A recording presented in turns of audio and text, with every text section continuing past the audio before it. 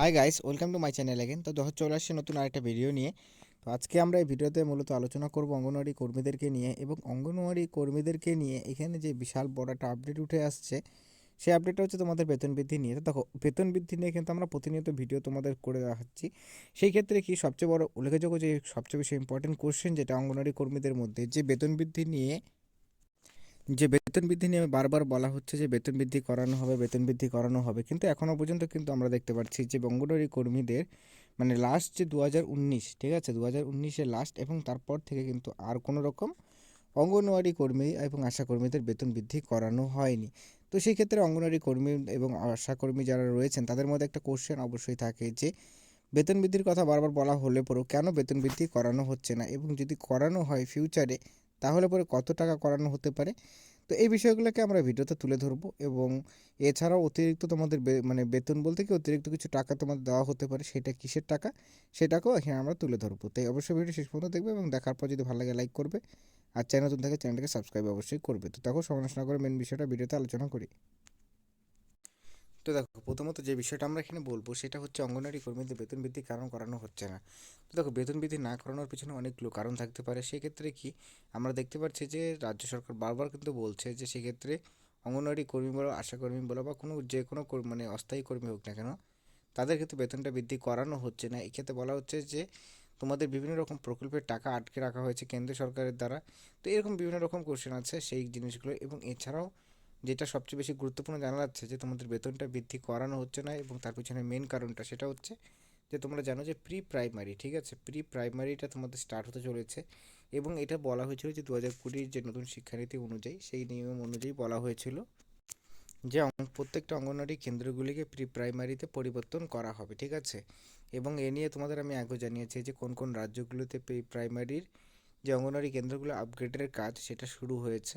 তো সেক্ষেত্রে পশ্চিমবঙ্গ কিন্তু শুরু হওয়ার কথা রয়েছে। তো সেই ক্ষেত্রে যখনই প্রি প্রাইমারি হবে, সেক্ষেত্রে কর্মীদের কিন্তু এখানে যে অতিরিক্ত চাপ বা অতিরিক্ত কাজের কিন্তু যে দায়িত্ব সেটা কিন্তু বেড়ে যাবে। তো সেই ক্ষেত্রে কি তারপরেই বেতন বৃদ্ধিটার হওয়ার এখন সম্ভাবনা রয়েছে। এবং এছাড়াও সারপ্রাইজিংলি তোমাদের কিন্তু যেহেতু সামনে লোকসভা ভোট রয়েছে, তো লোকসভা ভোটের আগেও কিন্তু বেতন বৃদ্ধি নিয়ে অবশ্যই তথ্য তোমরা পেতে পারো। কেন বলছি এই কথাটা তোমাদের আমি বলে দিচ্ছি, যে তোমরা জানো যে লাস্ট 2018-তে, ঠিক আছে, তোমাদের ইনসেনটিভ শুরু করা হয়েছিল, মানে যে 500 টাকা এবং 250 টাকা করে, এবং এছাড়াও বেতনটাও কিন্তু 1000 টাকা করে বৃদ্ধি লাস্ট তখনই হয়েছিল।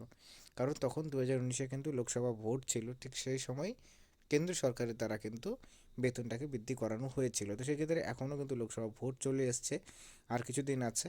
তো সেই ক্ষেত্রে জানুয়ারি ফেব্রুয়ারি মাসের মধ্যে তোমাদের কিন্তু যদি বেতন বৃদ্ধি করানো হয়, ঠিক আছে, তাহলে জানুয়ারি ফেব্রুয়ারি মাসের মধ্যেই তোমাদের বেতন বৃদ্ধির অফিসিয়াল নোটিফিকেশন তোমরা পেয়ে যাবে। আর যদি এখন ভোটের আগে না হয়, তাহলে পরে কিন্তু অবশ্যই তোমাদের সেটার জন্য অবশ্যই অপেক্ষা করতে হবে যে কবে বৃদ্ধি করানো হয়। কারণ এই ক্ষেত্রে কিন্তু একটা চান্সেস অবশ্যই থাকে, কারণ রিসেন্ট টাইমসে আমরা দেখেছি লাস্ট 4-5 3-4 মাসের মধ্যে যে অঙ্গনওয়াড়ি কর্মীদের কিন্তু বেতন বৃদ্ধি করানো হয়েছে, এবং মোস্ট উল্লেখযোগ্য যেটা মধ্যপ্রদেশে 3000 টাকা করে বেতন বৃদ্ধি করানো হয়েছিল।